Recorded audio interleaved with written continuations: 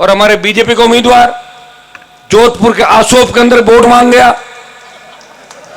मेरे नागौर का बसवाणी है, मेरी पंचायत का गांव है, खींवसर विधानसभा क्षेत्र के बसवाणी गांव में वोट मांगने पहुंचे। ये विधानसभा के अंदर खड़ा भी कर दिया इनको, और गलती से कुछ गलत बोल गए तो पूरे देश के अंदर जो मैंने आपकी इज्जत बढ़ाई है नागौर खींवसर की, उसको मटिया मेट कर देगा इज्जत का। इस बात का ध्यान रखना, क्योंकि इसको मैं जितना करीब से जानता हूं कोई नहीं जानता। सत्ता और पैसा, कमीशन, घूसखोरी और 20 साल में करोड़ों अरबों कमाना, जुए सट्टे से लेके ऐसा कोई काम नहीं। जिस तर्ज पे इंडिया बुल्स चली उसी तर्ज पे ये चला। और इस व्यक्ति को मुझे बड़ा दुख था जब मेघ सिंह जी चुनाव हार गए खींवसर के अंदर। मेरे ही व्यक्ति 4 लोगों को लेके भाग गए। मैंने भरोसा किया उन पे, मैंने बाड़ाबंदी नहीं की। बाड़ाबंदी की थी बावड़ी के अंदर राजू के लिए, मजा आया कोई भाग गया। 1 वोट से जीता राजू, आपको ध्यान है बावड़ी के अंदर। मैंने बाड़ाबंदी नहीं की, धोखा दे के भाग गए और गढ़ में जाके शरण ले ली। कांग्रेस वाले मिल लिए, लेकिन वो हार मेघ सिंह जी की हार नहीं थी। और मुझे दुख इसलिए नहीं था कि मैं अपनों से ही लड़ रहा था। जिस तरह महाभारत के अंदर अपने लोग अपनों से लड़ रहे थे, लेकिन वो अपने कौरवों की भूमिका में थे और हम उस व्यवस्था को जिंदा रखने के लिए लड़ाई लड़ रहे थे।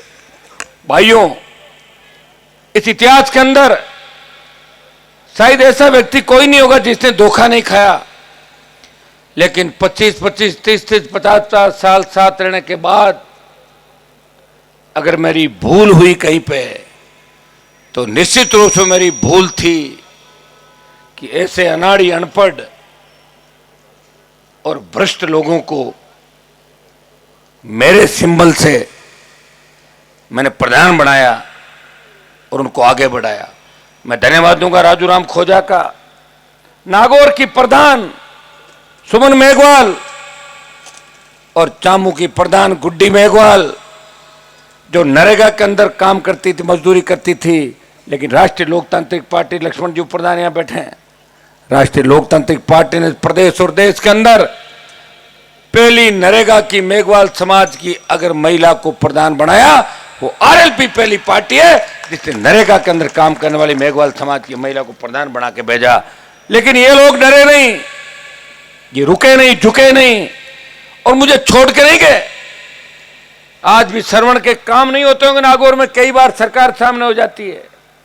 ये थोड़ी सी पीड़ा जरूर जाहिर करता है, लेकिन इसने कह दिया कि भाई साहब, आप लड़ रहे हो पूरे देश की लड़ाई, और इस लड़ाई में हम अगर आपका साथ दे रहे हैं तो कोई एहसान नहीं कर रहे हैं।